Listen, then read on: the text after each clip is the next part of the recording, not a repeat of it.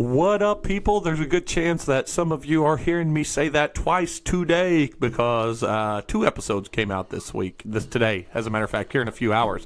One would be this episode 154 of the Pop Culture Bombcast, and the other would be what used to be That Year in Comics, our comic book version of our podcast, now called Pop Culture Comic Pod, which is just me and Bender. Actually, both episodes are just me and Bender, so it's kind of a retro night. I think we had fun on both of these episodes. We didn't drink a whole lot. We drank enough to loosen us up and have a good time. We didn't have a real plan, but we had enough of a plan to have a good time. So I hope you enjoyed it as much as he and I did talking. And just be ready because there's another commercial for Shane here and Riffs for Gifts, and then you're going to have the episode. So I hope you enjoy both of them. I hope you download both of them. And like I said in the other one, Excelsior. Thank you so much for being in this world, Stan Lee, and we will miss you. You know him from Rock Paper Podcast. You know her from Hess Van Slummer Metalworks and Art. Now, join Shane Presley and Lexi Schlemmer. Hi. For Riffs for Gifts at Pops with Outrun the Fall, The Poor, Steeple, Monk and the People, The Matching Shoe, and Silent Hollow. Will Santa Claus show up?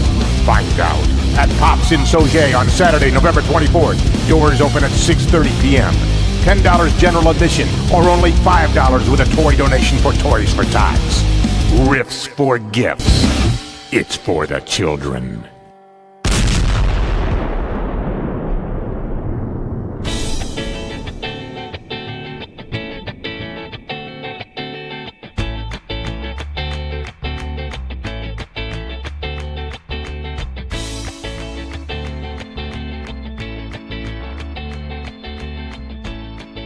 Hey, we are back, and we were just talking about beer, so Yep. I thought let's just jump right Shocking. into it. Yeah. Obviously, you just heard one voice. There's no one cattywampus to either side. There's only one man directly across We are from me. eye to eye. It is a retro-themed episode of Me and Bender only for episode 154, I believe. I think that's it. And we were just talking about beer. And we were talking about what beers that are in the fridge that are off limits, which I don't do off limits. No. But there's a couple of beers. There's the KBS I haven't drank yet, and I want to save that for me. And there's the 120, which is a tough beer to come by on the reg. Yeah. So I'm saving that for when I want. No, I get it. And I'm on vacation this week. Best time to drink all that high ABV beer. Yeah, cards on the table. I had Friends Thanksgiving last weekend, and You did, and we were not able to go. Yeah, I know. It's okay. I forgive you. Well, let's tangentially. Hold on, Okay, go ahead. So cards. I had my buddy stop by Narrow Gauge and pick up some beer for me from Narrow Gauge, and I found 3 in the back of the fridge that I didn't drink, and I was like, should I bring these? No. Jeremy's not getting them. Narrow Gauge is just out of the way enough to be inconvenient. Yeah. But is there a more enjoyable brewery, don't small think so. brewery, No. front to back? No. And we love Perennial, our friends at Perennial and Side Project, and of course Schlafly and stuff. But Narrow Gauge, they just nail it every fucking And it's time. a little nostalgia for me because I grew up over there and I used to hang out at it when it was Cagino's, and like a lot of my friends who don't It is drink still craft. Cagino's, right? Or did I they think they're officially- trying to go full Narrow Gauge. It's Not a bad idea. No, Not a and bad idea. Either way, it's not a bad idea. But my friends who are mainstream beer, like Budweiser drinkers, Bud Light drinkers and stuff are like, I remember when this place used to be less pretentious. And I'm like, I kind of like the way it is now. Their meatballs, fucking spectacular. And your friends, we've said this before, your friends are not craft beer friends. No, exactly. That's what I'm saying. They're like we basically, my one buddy, Tom, which he's got a legit argument. Not basically, the Tom that people know. Yeah, no, another one funded all of their expansions because their softball team every Thursday night for like 7 years drank up there every day. So I get it. Like you're welcome. Yeah, like they paid for the taps and everything, but to their credit, and in the defense of Cagino's and Narrow Gauge, they're more nationally prominent now. Oh, and they do a good job. Following they're now. going to Auschwitz or something, or no, Belgium. Go free the Jews? No, it's yeah, clearly.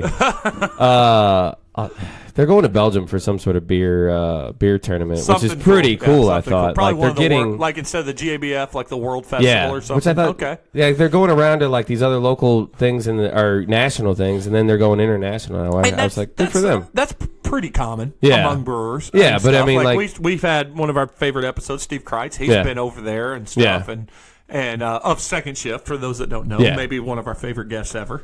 But I mean, like a lot of those breweries though were a brewery first, and then they tack on maybe some food later. Like Cagino's was a restaurant and a successful one, a very good one. Yeah. And then they decided to get in the brewery game, but they went all in and they hit the ground running. You know what? Too, there might be a little of this. As successful as they were, especially for those that don't know how the layout of St. Louis works, everybody says what county you're from or where you at, like North County. Yeah. Restaurants close after a good run or not. Yeah. And so maybe somebody saw the writing on the wall and said, hey, we got to shift focus. Yeah. And they probably had a new member of the family that was like, I really like brewing beer. And they're like, perfect storm because, one, the craft beer scene's hot. Yeah. Two, he's pretty good at his job. Yeah, he's great. And three, they had a great restaurant that it could only help it. So now whatever they're doing, I'm on board. Yeah. It was our last stop for Missy's 40th birthday. You and I don't remember it well. Neither does Tom. The beer was good. And the food was great, I'm sure. So, their meatballs are spectacular. Yeah. This episode unofficially brought to you by Narrow Gauge Brewery. Yeah, I'll write that down. We will narrow gauge it up on But here. they went all in on the Cloudies, which I thought was a risk, and I think it's paid off for them. It's very popular right now. Yeah, I thought it was going to be a flash in the pan, and it wasn't. They unfilter everything. Yeah. I mean, and it works out. And I tell you, man, I can't go on enough about how great their IPAs, how great their sour, everything they've done. Yeah, they've done good work. The whole reason I said, hey, we're just going to say we are back right now is because we were talking about my subscription box, like what's off limits in there. Well, I wanted to bring up one because there's a 120 IPA in there, like I mentioned, and there's a Logboat Snapper, pineapple snapper, a variant on that. I haven't had it yet, but since pineapples aren't my thing, that's up for grabs for anything. But there's also a 60 upstairs, but I wanted to talk about that in general because 60 is my favorite 60-minute IPA? Year-round produced beer. IPA. Oh, really? Sorry. Year-round produced IPA. It's my favorite IPA that's made and accessible every day. Okay, I agree with that. And the 90-minute gets praised, the 120 gets praised, and I like the 120, don't get me wrong, but I love the 60 better. I don't really care for the 90 very much at all. I get why people might, but it's not my bag. The 120 is not even. The 60 is just... It's a solid beer easy all the drinking time. IPA. Well, I had the 75 yesterday at... I saw you tag it, or check it in. At Beer Sauce Shop, and it's a little, and I could be wrong, but there's a little more maple in the IPA, for an IPA, but it's still close. I like it, maybe still better than the 90 and the 120. Okay, but it's still not the 60, but it's my favorite of the like a nice alternative. It's 60. a nice variant. I like. I mean, for one, they tell you what they're about. They tell you how many minutes the hops spin in the brew process and stuff. But it's a good beer. It's worth drinking. I've on that same thing. I always think that Bell's 200 Ale is probably the most solid, steady beer that you can always get, and it's always going to taste amazing. I think the world, or at least the United States craft beer industry, would agree with you, considering it's won so many awards at GABF and everything. Yeah. And I know it's not. They say it's a pale ale, but it tastes so much like an IPA to me that I almost. It's got a lot of ABV for a pale ale, and I think that increases the bitterness a little bit. It's right there on the edge, and I mean it's a 95 or above on the. It's just always good. I've never had a bad one. Yeah, no, it's. Founders has got our Bells and Founders in that whole Michigan area. They got their shit together, man. Like Founders, I think sometimes they're like the all day we have, and I'm not knocking it. It's a good all day beer, but sometimes I feel like those tend to be over carbonated from time to time. I get that. Where I always feel like Bell's is just always on point, and maybe it's the bottle thing. The Bell's Porter's one of my favorite porters and stuff. Speaking of the bottle thing, and yesterday at the Beer Sauce Shop, it was I don't know if you remember the woman. We did the episode there that one day, and there was a woman that had all those. She had Pogue's whiskey, and she had some flavorings that was mixed. Yeah, she was there yesterday too. Oh, cool! But she had canned wine. That's a thing I've seen. I stop at Deerberg's about once a week, and it's always there. I'm not gonna lie to you. Pretty fucking good. Really? The Pinot Noir, which I'm a red wine fan. Yeah, I'm a red wine guy. It's doable enough to that I would buy it. If it were in a bottle, it'd be a no-brainer. Missy brought it up because Missy doesn't like the same wine as me. So we have this thing to where we both open our bottle of wine. I finish mine because I'm a lush. Yeah. She barely finishes hers. Sometimes when she's in lush mode, she'll finish it. Yeah. But this wine in a can thing, pretty good compromise because it's 1.5 glasses of wine in each can. Yeah. So you could get 2 of those, have a rim shot of a buzz, and be happy. Oh, yeah. That's perfect. You keep your red wine at room temperature, right? Oh yeah, I don't. Yeah. I love my coffee warm and my wine warm. I think that's the two ways they were supposed to be drank. I don't like them iced. Agree. Yeah. So I don't do. Rachel and I aren't on the same page when it comes to wine either. Like we can get on the same page with the beers. Like she's really into the stouts and stuff, and I can drink those with her all day. She loves her pumpkin. Not honestly. She's been on the Schlafly oatmeal stout like nonstop all year. See, this is why we're friends, me and Rachel. Yeah. Like, even though she hates the podcast and everything about it, I still love her. Yeah, no, the oatmeal stout is her jam. She'll do the What's four her, hands. What's her jelly?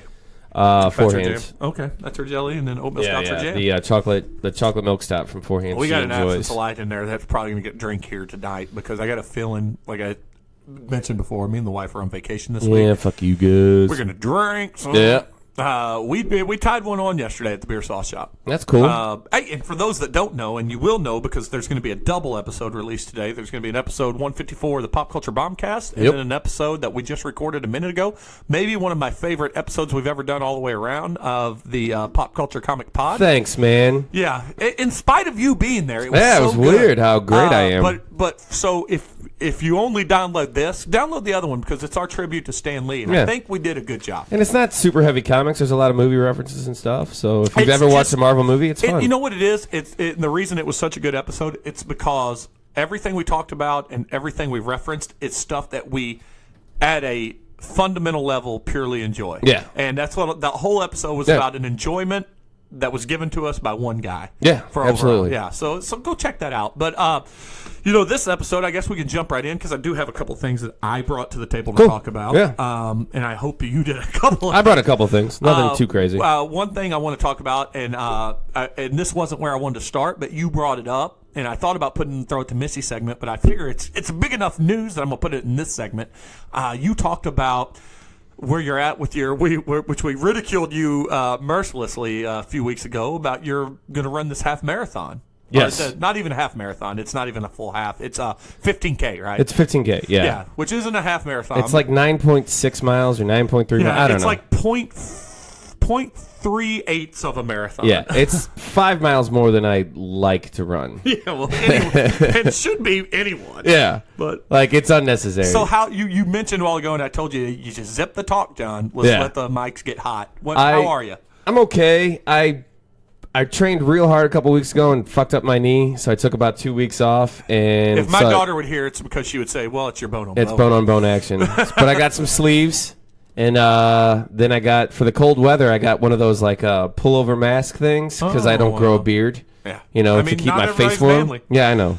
I'm beautiful, but not manly. Yeah, it's true. And then I got running gloves. So if you were in Game of Thrones age, you'd definitely be fucking someone from the East. Yeah. Thanks, buddy.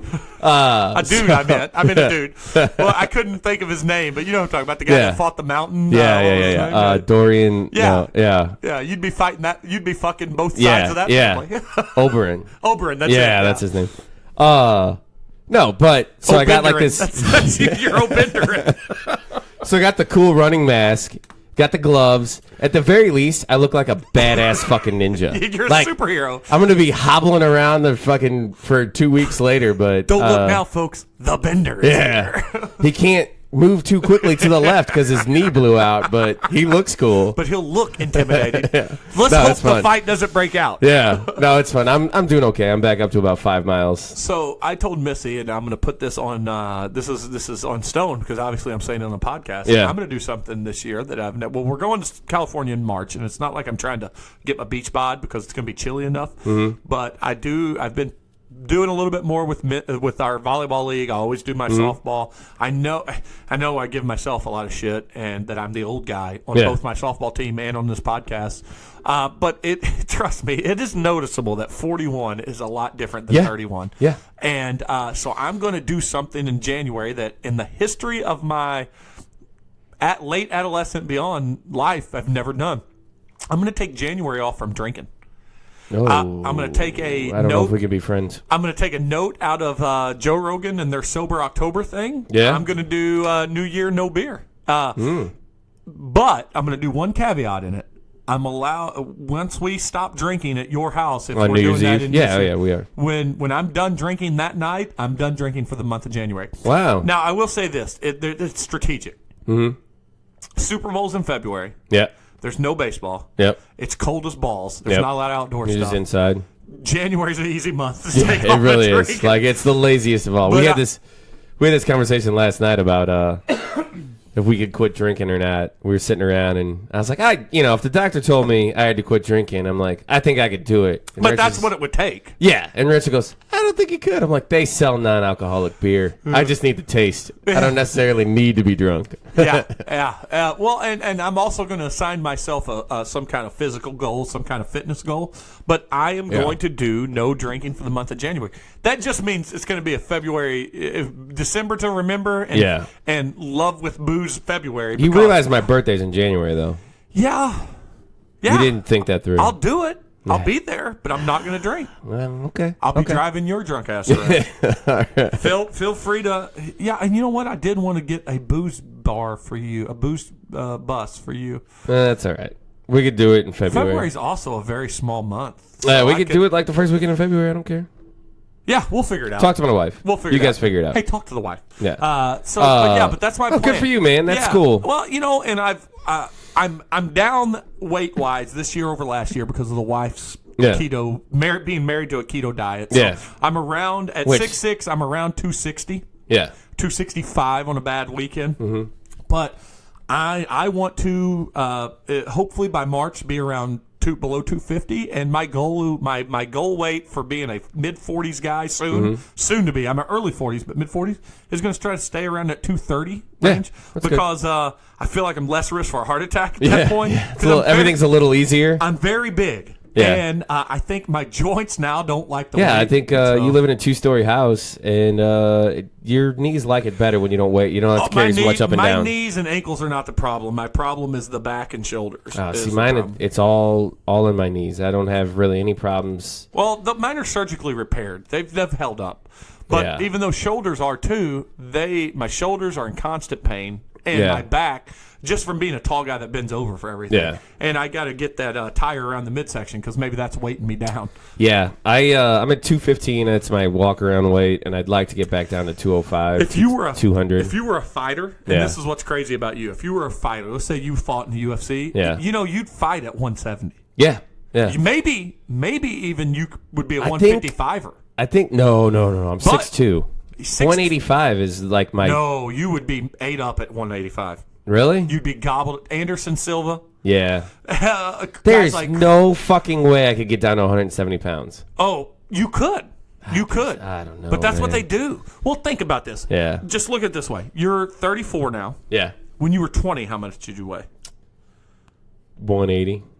You were a bit, but think about 180 to 170 is not as big. You'd be a 170-pound fighter if you were. Yeah, I was a fine 180. If you remember, too, by the way, muscle weighs less than fat. Mm-hmm. So it's easier to cut muscle than fat. Yeah. So, fat than muscle. Yeah. So if you were muscular, if you were just completely shredded, you would not weigh 200 pounds. No. Yeah, you'd be. I think I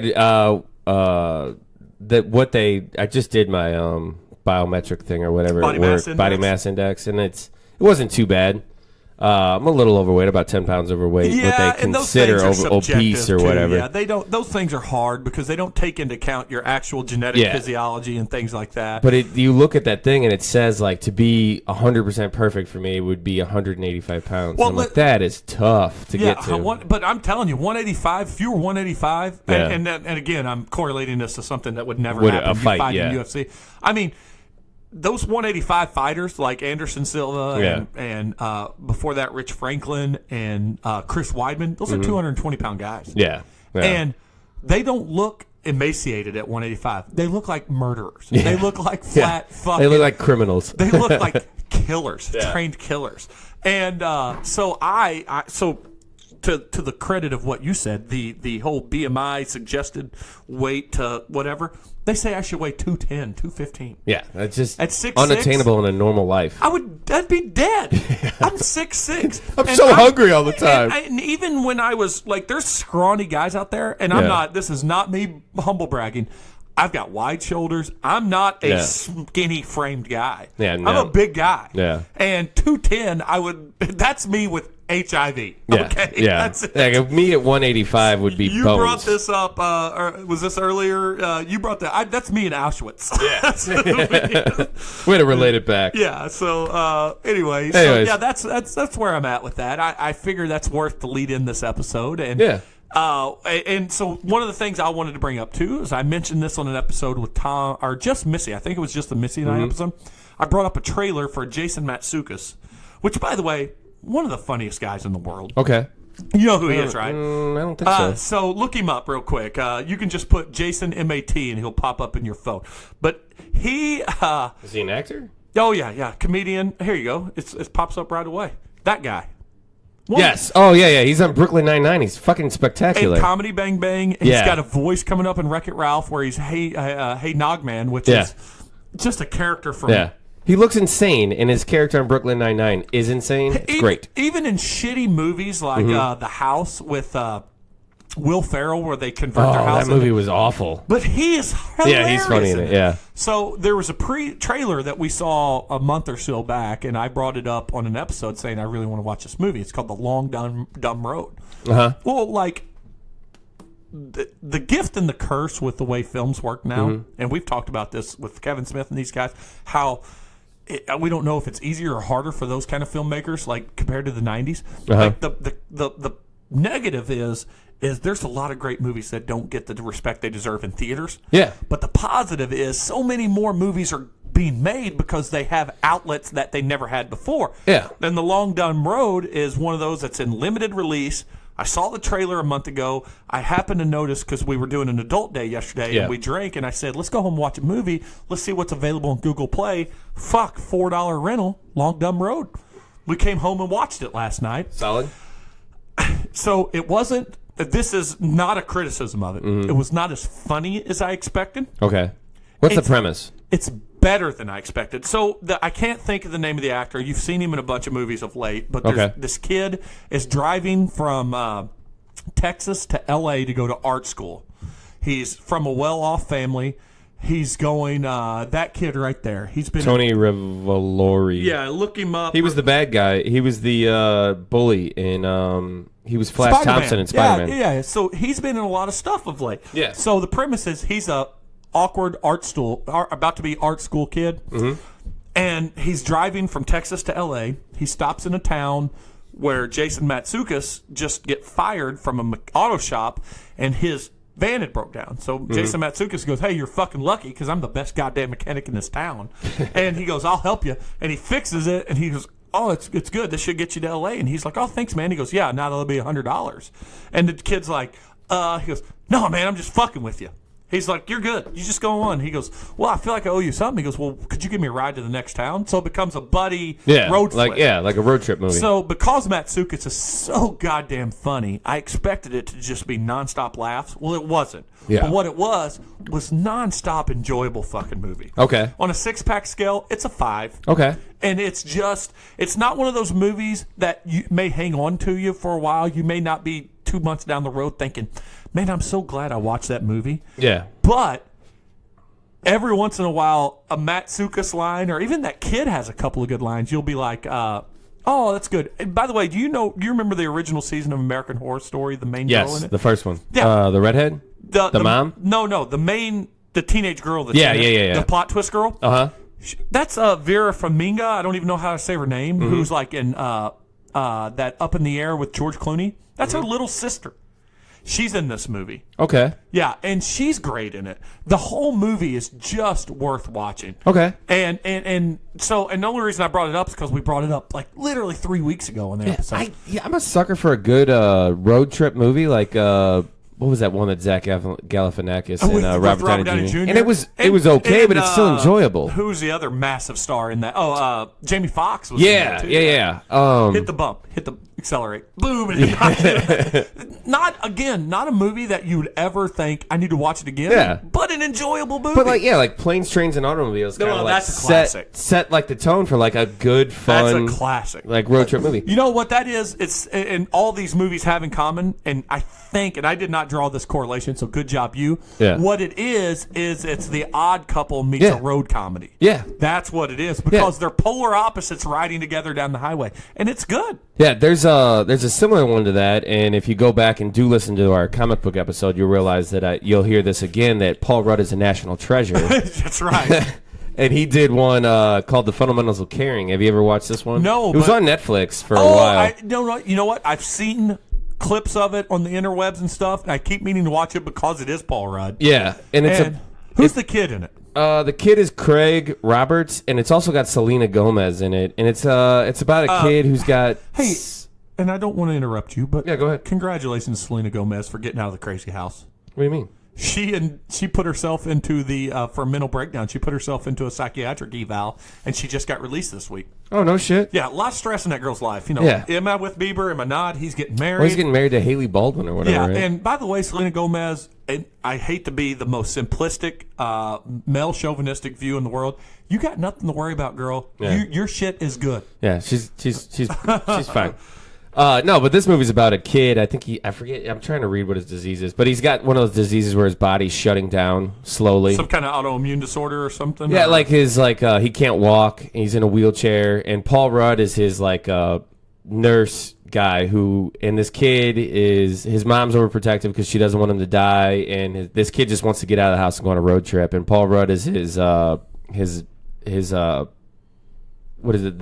His nurse or whatever. Yeah. And takes him on this road trip or whatever, and they run into Selena Gomez, and it's really coming of age. Like, this kid is like an angry dick teenager, and Paul Rudd's like a depressed, angry guy, and they realize that they need each other, and it's fucking great. Yeah. Like, the kid's great, Selena Gomez is great, We Paul should do Rudd's an great. episode coming up in the future about road comedies. Yeah, I mean, like, if you're looking stuff like that, I like. Tommy Boy's a road comedy. Yeah, that's a great one.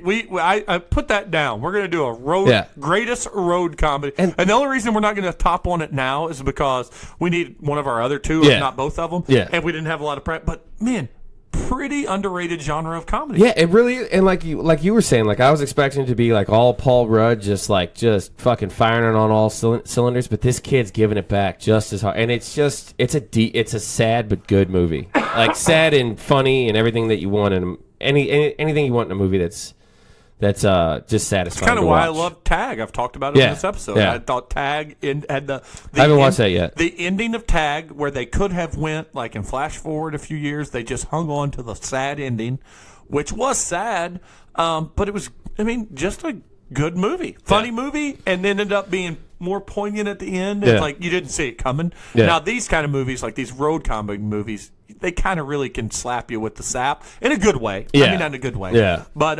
another one that's a great road comedy movie that's very underrated. God, what's the name of it? You know what I'm talking about? It's about the kids to go watch episode 1.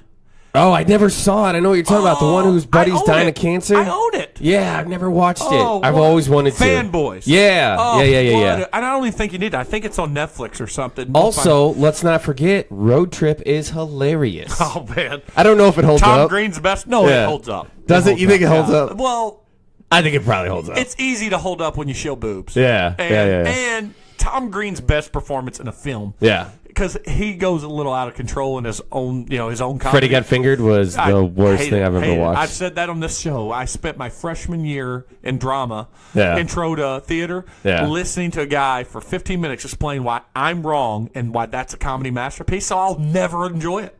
Never. Even if I watched it again, I thought maybe I was wrong. I can't. No, This it's guy awful. ruined it for me. Yeah. But so no, good fucking movie. Yeah, good stuff. We should do a road trip comedies episode. that'd be good. I Like in wrote the it down. summer, though. Like, that's a summer thing. It is a summer thing. I agree with you there. Hey, speaking of the last thing I really brought to the table, speaking of movies that I enjoyed, I watched it finally this morning because it debuted on HBO last night, Pacific Rim Uprising. You liked it? I enjoyed it. I did not. Oh, you didn't? I disagree entirely. I think it went... I really enjoyed the first one, and I But thought... the first one was amazing. I thought this was a cheap representation of the first one. So to me, the first one was a 6 out of 6 on the 6-pack scale. This one was a 4. I would have gave it a 2. I disagree Oh, entirely. you hated it that much? I did not, and I like John Boyega a lot. Scott Eastwood is who fine. does not have his dad's charisma. No, he doesn't. He's he has fine. good looks, but not his charisma. The plot was, it loses a point automatically because Idris Elba's not in it. Idris Elba. Yeah, Idris, sexiest whatever. man alive. You guys are happy about that? Yeah, good for that man. And I put it. You heard it here first. He is 100% the next James Bond. No way around it.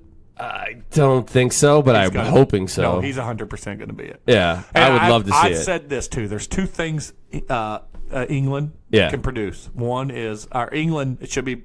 Here's two things culturally that England produces that doesn't get enough credit. One's Doctor Who and the other's James Bond. We now have a female Doctor Who, and we're going to get a black James Bond. I think we will. I don't know if Idris Elba's going to get it because I think there's no one better. There's not. The time is now. But his age could be an issue. No, 3 films. Yeah, if they only do 3 films, they'll win it. And the reason it's perfect now is because Daniel Craig was so fucking good. Yeah. You've got to do something that is not what Daniel Craig did. Exactly. And I don't think they need to do an origin or any of that. I think it just needs to be a straight up espionage films. Like he walks in and you just assume that he's always been James Bond. Yeah. Just touch on that he's so fucking good. Yeah, because just let him chew up scenery because he can. If you've never watched his reality show about learning to fight, go watch it. Yeah. Oh, really? Have you never heard of it? No, I didn't know this was a thing. I think it's Nat Geo or Travel Channel 1 or 2. It was a year ago or the year before. Okay. He did a reality show where it was him going to Bangkok, to all these fighting countries, and learning to fight, and then he had a professional fight. Oh, really? Kickboxing match. I'll have to and check he that does out. pretty goddamn good. That's cool. And he even, who's already a good-looking dude and already in good shape, because he's in the fight game, like we talked about how you dropping weight earlier, he's a man's man. Oh, yeah. He's a cool guy. Manly fucking dude. His show, Luther, the BBC show Luther, is still one of my favorite shows. Like, I know I've said it on here before. BBC Sopranos, man. You loved it. Well, it's just he is such a great actor. It's just so heavy. Well, back to, I know he's not in Uprising, but here, and I think, and you can correct me if I'm wrong, but I think the reason you did not like Uprising is that it's a movie, and they're about to turn it into a TV series, but it's a movie that would have played out much better as a series. And you can't even respond to it because you're trying to get us a beer while we're at it. So you're my timing was off. Limited. Yeah, my timing. No, it is. Because I've told you there's 3 that I don't want to drink. Yeah, I didn't know if you wanted it. Yeah. But no, I think it was if it was like a 8-part TV show. No, yeah, I agree with that. I see that. I just there was less about the monsters and it was more about like it was a very far reach to tie the monsters. To the Jaegers to make them like bio Jaegers. Yeah, that was a stretch. The Charlie being the bad guy at the end was just kind of. But he wasn't really a bad guy. No, he wasn't. Like they he was saved him for future corrupted. episodes. I don't think they'll get another one. I think just like Hellboy. It's going TV. Oh, is it? Yeah, there's a Pacific Rim TV series. I did not know that. Like I know I heard you say it, but that did not register that it was actually going to happen. That's awesome. Yeah. I'm excited for that. I'm all about that. And speaking of TV, I don't know if you've been following any of the Star Wars stuff because I know we kind of like branch off and disagree in certain areas, but I'm all in on this Mandalorian. What was the guy who remind me again? Who's starring in it? Because I love it. I forget who's starring in it, but what's his name that did Chef and Iron Man and all that is directing them. I'm blanking. Jon Favreau. Yeah, Jon Favreau is directing the Mandalorian show. But the actor is, God damn it. I know who you're talking about. But then also they just announced today that they're doing a Diego or not today. They announced this week that they're doing the Diego Luga who was in Rogue One, which is my favorite Star Wars movie. They're doing a series on him as like the rogue spy kind of guy, and I think that's going to be fucking. Awesome. Yeah, that is awesome. But no, it ties it up, and you inadvertently tied this episode up very good. It's Oberyn. It's the dude from Game of Thrones. Oh yeah, Oberyn. Yeah. You're right. It ties it up great. Yeah, and he will be our champion in this. Yeah. And that's good. And the Mandalorian mask looks spectacular. And I did not enjoy the sequel to The Kingsman as much as the original. Okay. But it was okay. Yeah. And his character, who turned out to be a bad guy. Spoiler alert. 100% different from the other. Yeah. Dude's a great actor. Yeah. Oh, he's great. I like the Kingsman sequel. Well, that was good. I thought it was okay. You know, they're doing a third thought one of that, and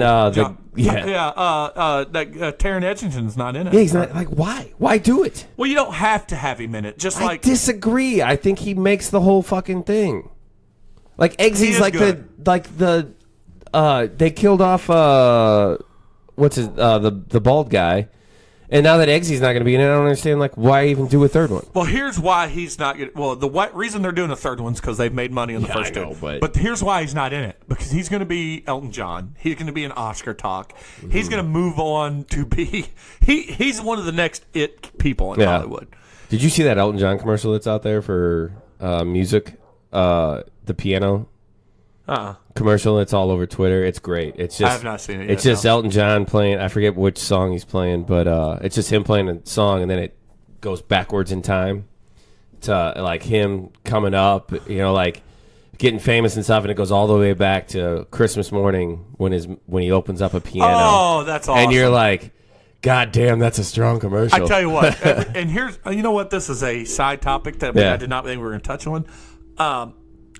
I'm just going to issue this declaration out to the people. Fucking stop it. I know people say, well, Thanksgiving's its own holiday, but it's the fucking Christmas season. Yeah, Stop it. Yeah, it's stop it. Stop hating. Because here's the deal. Those people that are hating on Christmas coming too soon, if Christmas wasn't coming too soon, they wouldn't give two shits about Thanksgiving. Yeah. Thanksgiving exists because we love to take a day off on a Thursday, watch football, and eat a lot. Yeah. And I love Thanksgiving. We've talked about it. But it's the holiday season. And Christmas commercials are fucking awesome. Yeah. They're awesome. I totally agree. They make you feel good about being a person. It's like, I'm as Scroogey as it comes when it comes to Christmas. Bah humbug, he says. I don't want to fucking sit in a car and look at Christmas lights that much, and I don't want to put up Christmas trees that much. I do it because my wife likes it, and I like my kids enjoy it for about 5 minutes. Like, and then when they're done with it, I wish we could just be done and like have a half-assed tree. I think that would be a more accurate representation of Christmas. That's right. But but I do enjoy like the commercials, and I enjoy the season, and I love Thanksgiving. I hate Black Friday. I love Blackout Friday, which I will be partaking in for the third year in a row. Oh man.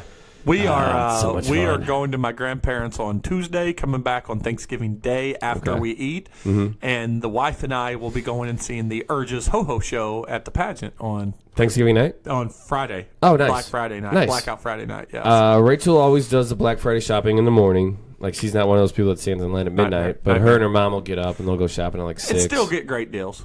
Yeah, I mean, it's her and her mom's tradition. They love it.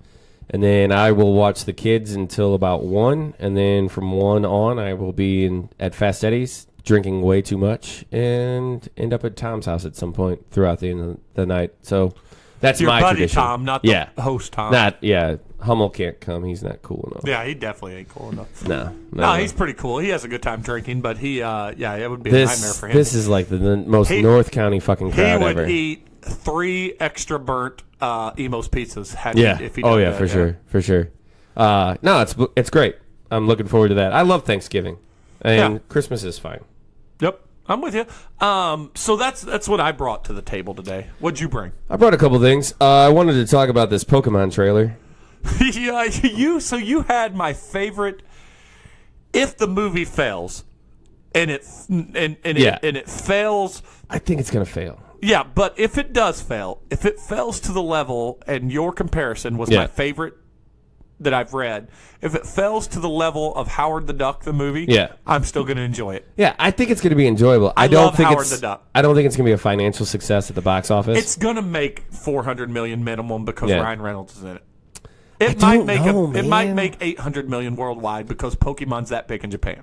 Yeah, I don't know what Pokemon does in China. If it does well in China, it'll be fine. Pokemon's massive. Is it? Pokemon is, as much as Magic the Gathering dominates card games, collectible card games. I've said this before, I believe, early in our thing. When Pokemon was big, Magic the Gathering's the best-selling card game of all time. It's the most popular longevity of all time. And aren't they doing a movie on that? I don't know. They announced a D&D movie. Yeah. Which is good. Oh, that's what it was. And I'll in the Throw It to Missy segment, we'll remind me. We'll hit on that. Cool. But when Pokemon was at its biggest, and trust me, I worked at a card shop at the time, or a shop that sold cards. Magic has always consistently, let's just say Magic has always consistently sold X, and when it was popular, it sold Z. Yeah. Pokemon, on a 5-year span, did not sell Z. It sold Z to the 100th power. Wow. It was 100-1 on every other card game when it was popular. There was a 5-year span that whoever created Pokemon probably never had to work, and his kids never had to work again. Oh, it was that popular. I mean, we were a store that averaged on a daily sales on a good week, about $5,000 a day. Now on the weekend it'd be like 10. On a Tuesday it'd be like 2.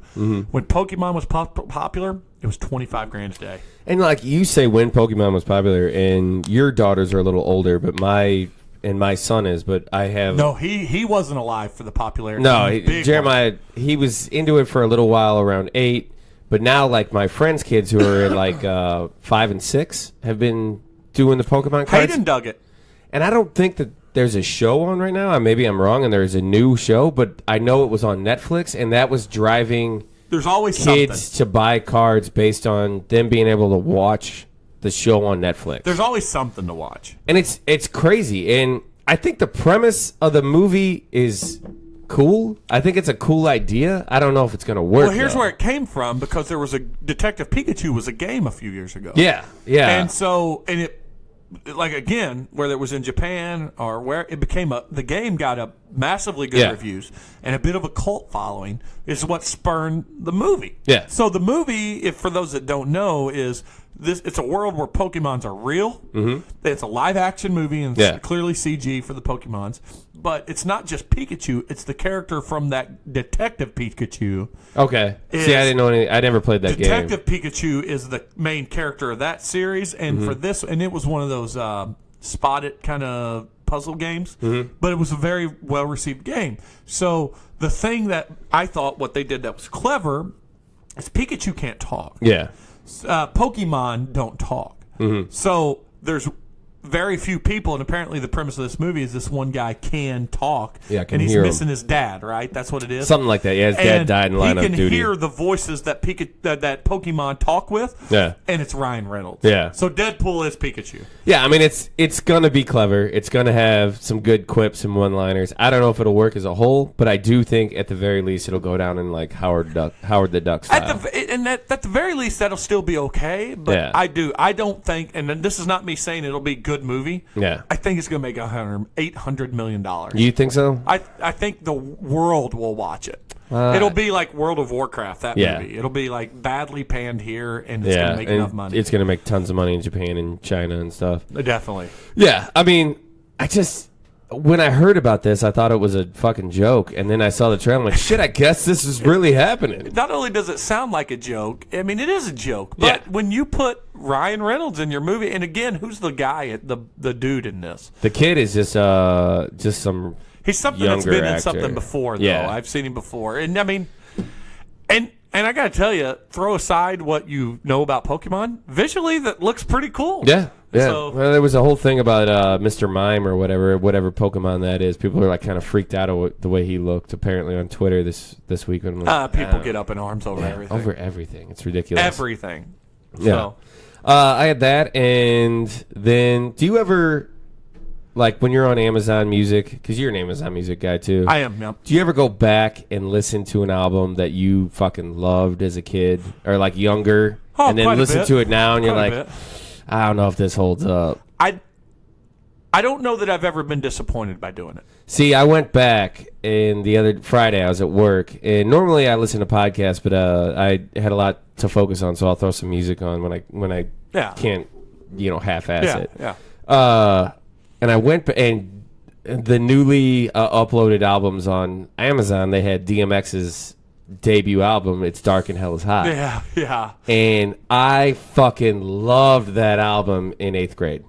I bet if I went back and listened to Mystical Spiders, I probably wouldn't hold up as much as I liked it back in the day. Couple things that come out of this for me is DMX was an extremely talented rapper. I remember back in the day, people saying like he could be the next Tupac, and I think he could have been. he had his own demons to. But that's his demons the were thing. different His than- demons are deep. Yeah. Like, I'm listening to this. I'm like, this motherfucker would not make it in today's day and age. Like, in the Me Too movement, like, he is Well, a lot too of hip hop much. from the 90s Yeah. were not. But I'm like the shit he's rapping about is way too fucking dark. But I'm like listening to it, and like his main song was like the stop drop, shut it down, open up, shop. Oh, yeah. That's the way to rough That's riders garbage. roll. That's pure fucking garbage. You know, like that's a terrible song. Like I understand they put him on the map and everything, but that is a terrible, idiotic song. But he's got a couple other songs on there that are just spectacular. Like he's got one, I forget the name of it, and I can pull it up, but he's got one where he's talking to God. Or yeah. like his inner demon about God or whatever. And Well, like and he he's went trying on to be a pastor and then an inmate. well, and like smart stuff like that. Like you could definitely tell that he's like a smart guy with a lot of problems, but he's got this song where he's rapping about like trying to be a good person, but there's inner demons in him like keep fucking, and it's just this back and forth monologue that is spectacular. But overall, like I just remember like Dark and Hell is Hot was like my album growing, like, and then Flesh of My Flesh was pretty cool, and then they went downhill from there. But going back, like similar with Eminem, like I can't listen to Slim Shady shit anymore. Oh, I love all. that first album still. I can't go back and listen to it so anymore. good. It doesn't hold up to me. I'd argue I can't listen to the new Slim Shady stuff, although the new album wasn't awful. It was okay, But the one before was very bad. I the disagree. Two before were very bad.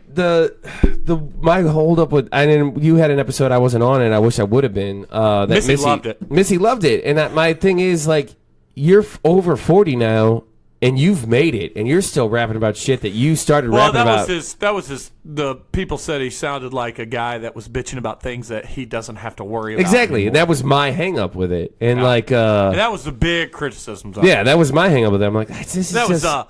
Machine Guns Kelly's poor effort at throwing shade back at him was like, you know, you're not the same, and you know.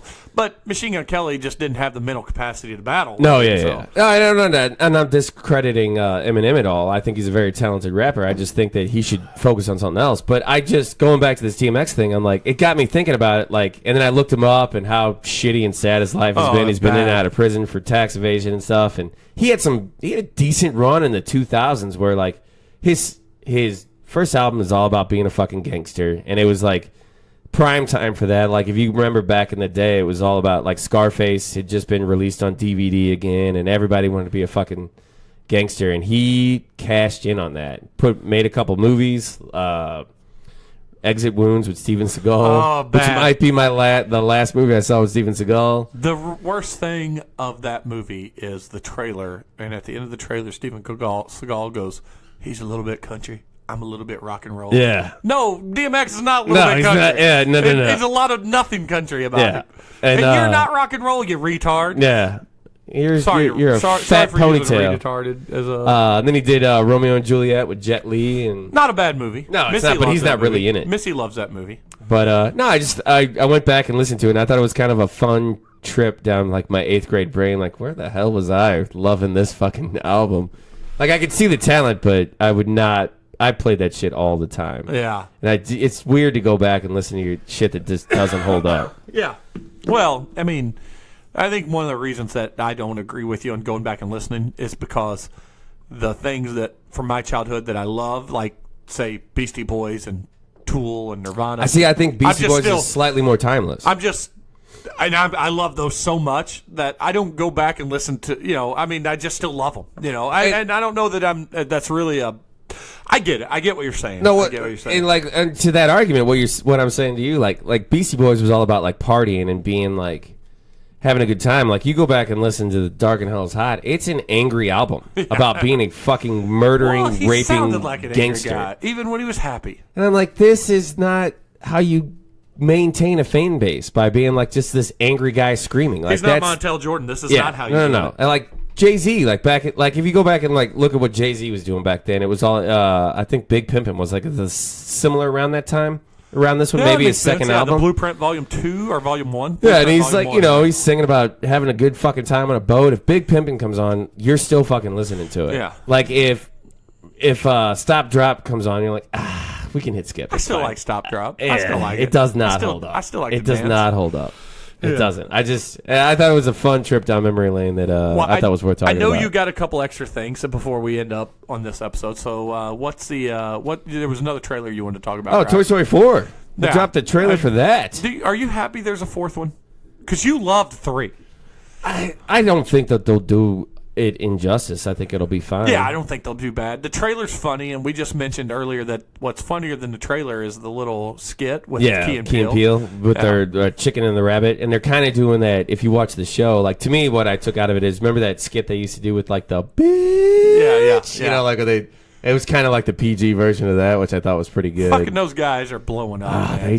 They can't do anything wrong. Slow roll, but now it's an avalanche. Yeah, they are blowing up. I mean, and they're both great. Yeah, and they've been. And they're great for different reasons. Like so, Jordan Peele. Went off to direct amazing movies.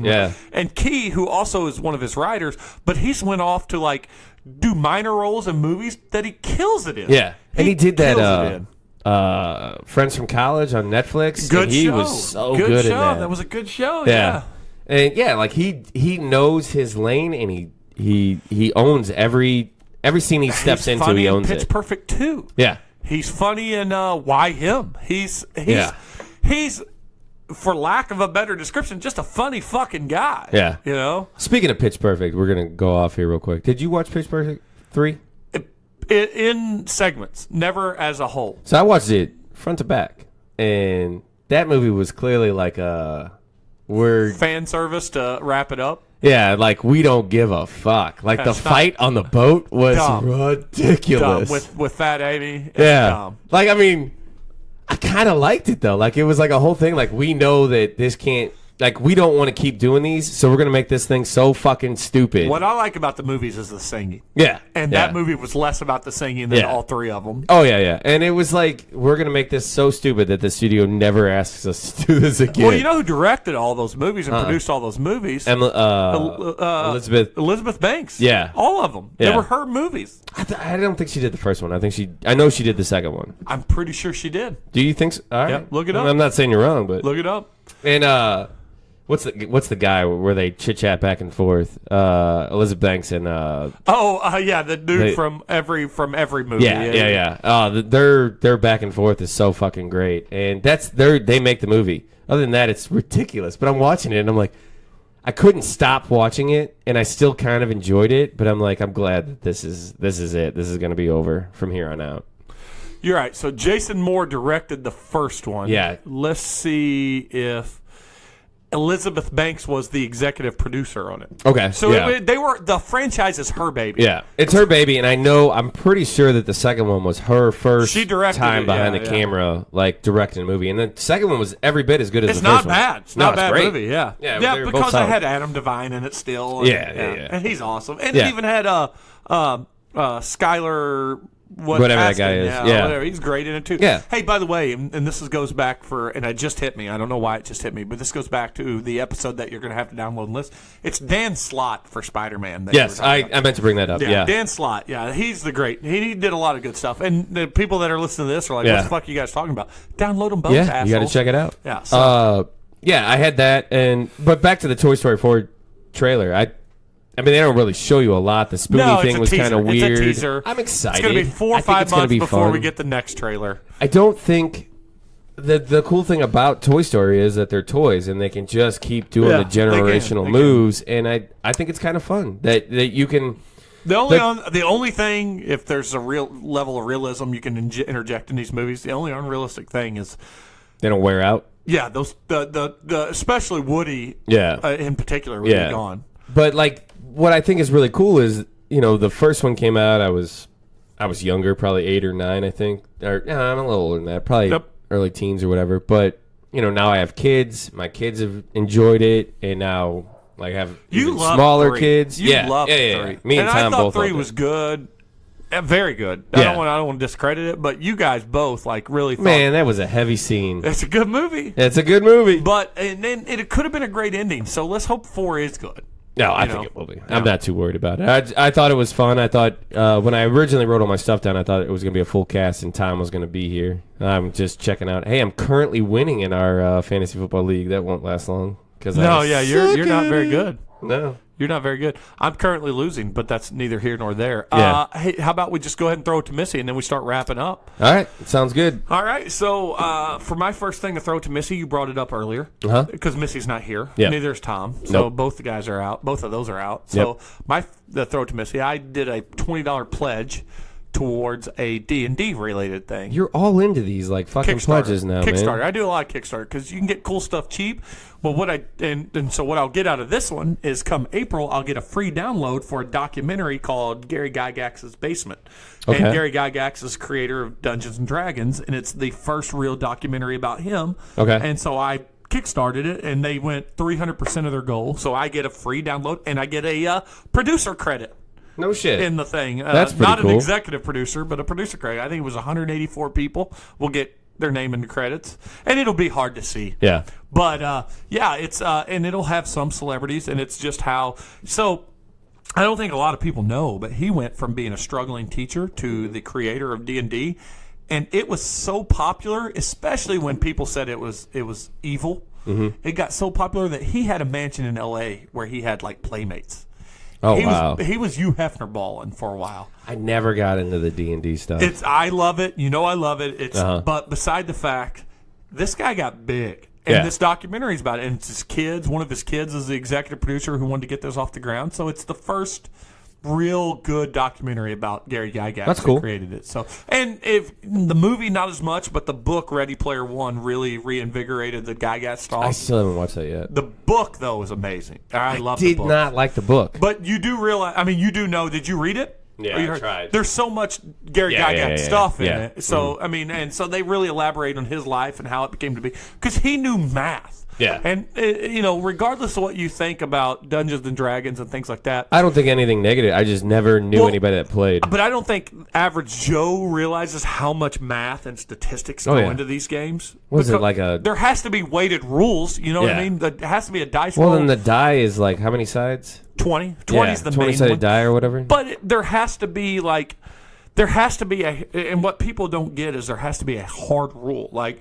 so let's just say this: if you're a farmer and you attack a dragon, no matter how good of a dice roll you are, you shouldn't be able to beat that dragon. Yeah. So there has to be real hard. There has to be like quote unquote real life rules on what the dice represent, and there's a lot of math. And he was very good at math. Yeah. And that's why it became popular. He also had an imagination. And so that was one of the things I want to throw out there. That's cool. It's pretty cool. I can't wait for it. So. Speaking of documentaries, because you reminded me and we never turn anything. I know where you're going to go because I just see the Did massive you watch frame. it? I haven't watched it yet, but I told Missy last night we need to. It's an okay documentary. It's Ronnie Coleman. So Ronnie Coleman...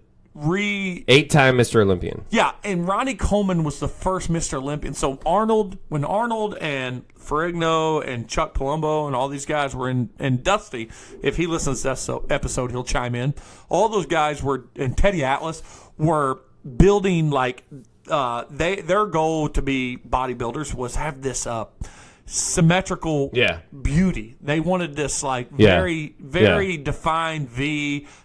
Ronnie Coleman said, "Fuck you guys. I'm just gonna get as big as fucking possible." Fucking guy. So he went from I've not watched it, but I know legendary the weights that he tackled, and he's paying for it. Yeah. Oh yeah. He went from hitting 8th, 7th, 8th in international stuff to all of a sudden overnight was just first. And again, it wasn't the symmetry; it was just the amount of mass he put on. Unbelievable. Pictures of him are. You don't believe him. You got to Google this guy because he doesn't look like a human fucking being. And then when you watch the documentary, it starts off real strong. It's all right in the middle, and the ending is fine. And it's a sad story. It is a sad story. Good. I mean, he's doing okay. He's still rich as fuck. Well, he's doing okay because he has stuff like this. Because he's got money. Yeah. But, yeah, if he was a normal guy who didn't... He's actually a really smart guy. He was a math guy in college. Gary Gygax. Yeah. Tie it back into that. Yeah. And he's actually he was big forever. He was always a big dude, but he's very intelligent. But he's very soft spoken, man. And people always kind of underestimated him because he's so soft spoken. But just massive. And like when you're watching it and the amount of muscle he's putting on, he's squatting 800 pounds 2-3 times. And that's what made him great is what also has made him it's disabled. ruined him. Yeah, because he did like the weights that Arnold and all those guys did. That's what he warmed up with. Yeah. He went he's like, I'm going to lift more than them. Yeah. Heavier than them. For a longer duration than them, and I'm going to build this muscle on top of muscle on top of muscle. And he became a He-Man figure. Oh, dude, he does not look like a human being. And there's video like they're showing him doing the squats at 800 pounds, which is a lot. But I was watching when you're watching it, he's picking up 200-pound dumbbells, one in each hand, and just laying that, just pumping them into the air. I'm like, that's insane. There was this summer I worked at Play It Again Sports in Springfield, Mo. Hated it. I worked there just because I knew I was about to move back home to be with my mom before she died. But I still wanted to move away from Kansas City, and I moved in with Carter and John. And so I was like, let me get a job at Play It Again, because then I'll get my softball equipment cheap, and I'll play softball all fucking summer. And I did. I played 14, 15 games a week. Yeah. And drank a lot. And met a lot of women. But that's neither here nor there because Missy might listen to this. Yeah. But when I was working at Play It Again, one of the things I had to do one time was to go restock the dumbbells. Yeah. We got a new shipment of dumbbells in. So I'm over there, and I'm putting all these 5 pounds up to 50-pound dumbbells. I'm setting them out. And there's these 100-pound dumbbells and these 200-pound dumbbells. Yeah. And I can pick up a 200-pound dumbbell. Yeah. I'm not telling you I'm the strongest guy in the world. But because I weigh more than 200, I can pick it up. Yeah. So I labor that motherfucker. Yeah, you're gonna turtle walk it over there. Yeah, and I inch at a time put it down. Yeah. And I'm sitting here unloading these. Yeah. And this fucking dude comes up and goes, "Hey, are those 200 pounds?" I go, "Yeah." He grabs one in each hand and walks up to the front. That's like, sir, you can't put those on the counter. Fuck you, dude. Yeah. Fuck you. And he did it, and obviously, it was heavy for him. Yeah. I pick up one. Oh, he picked up one in each hand and walked up. He didn't turtle walk. He walked up to the front. And he was obviously a bodybuilder. Yeah. But I was like, you got to be kidding me. And watching the documentary, they go back to the 90s of filming him, and he looks like a goddamn freak. And unbelievable. I think if they don't really go into juicing at all, but he had to be all bodybuilders are on steroids. There's no way around it. It's a weird world at the bottom line. I'm not into bodybuilding, but if you've never watched Pumping Iron, the original documentary, it's on. That's on. I think it's on Amazon. That's I kind of want to watch it. You see Arnold smoking weed, saying it feels like I'm coming 24 hours a day. Yeah, and then there's Generation Iron, which is now has a third one coming out. Okay, those are all pretty good. I mean, I'm never going to be into. I'm not a bodybuilder, but I think it's cool. Shout out to my buddy Big Mike on Facebook. He's a bodybuilder, and he just won a bunch of he won 2 amateur contests this year. First started it, and it was classic physique, which would be the Arnold style physique. Michael Hulk McNeil, I believe, on Facebook. He'd like the follows, but it's never a world I'm going to be in. No, but it's fucking interesting. It is interesting. What's his name from the Urges?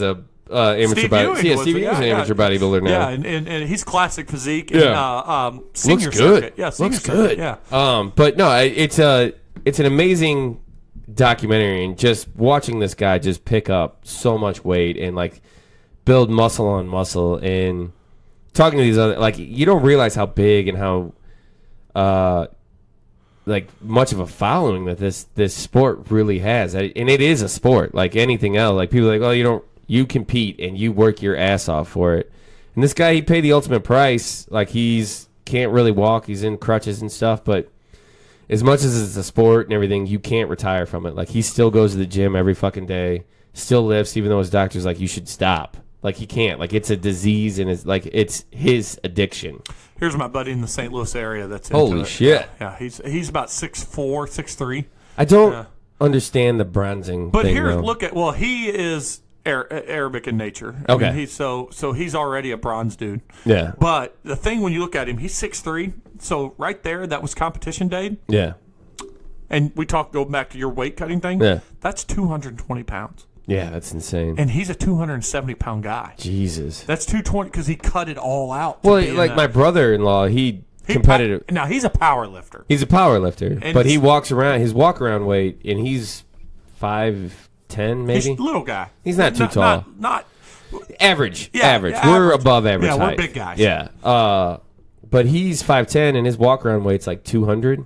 But when he lifts at 185, and he's got to cut weight. Yeah, he cuts weight, and like he'll do like the go just shred, just shred, and he'll eat nothing but chicken for a week. And Mike cut out carbs like it was nothing. Yeah, and it's just basically drinks like a gallon of water every 10 minutes or whatever, and just leave. Maybe I should reach out to Mike and have him on the podcast. It'd be interesting. Yeah. I watched the as a guy who doesn't care about that world at all, like just like when you scrolling through Netflix, like this guy doesn't look like a human being. I got to watch this, and it was interesting.